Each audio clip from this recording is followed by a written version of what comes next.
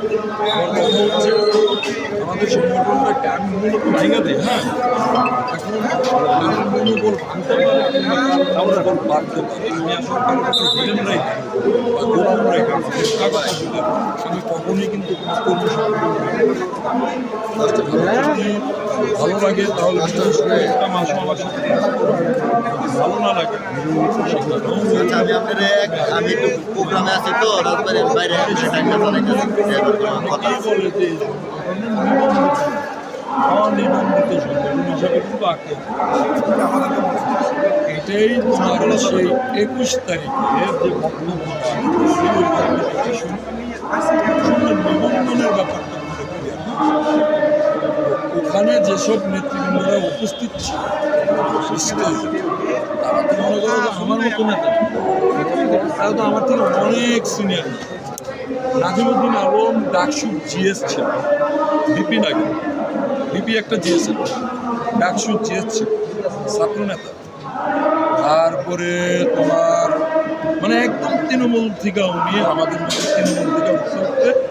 এখন বর্তমানে সে চেয়ারম্যানের উপদেষ্টা পরিষদের সদস্য এবং 4 বার এমপি।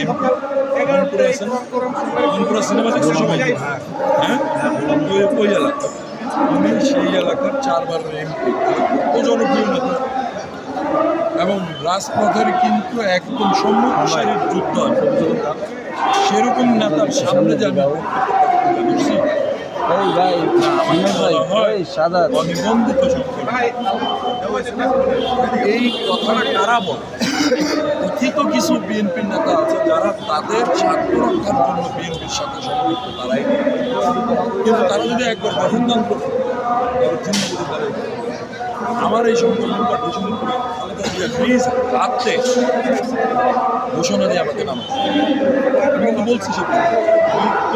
আমি তো মিথ্যা কথা বলছি যে আমি নেত্রী নেত্রী এমন এক পর্যায়ের মানুষ তাকে নিয়ে মিথ্যা কথা বলার বিএনপিতে রাজনীতি খারাপ এখানে দাঁড়িয়ে ওই কথাই বলেন নেত্রীর সামনে যে আমাকে নামায়া এবং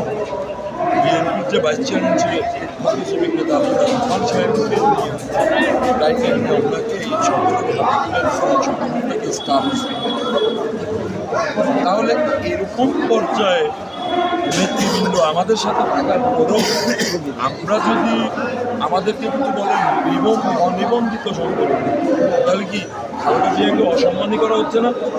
আমি ওইখানে ওইটুকুই আবেদন করছি যে আমাদের কাছে হাত জড়িয়ে খালেদা জিয়ার সম্মান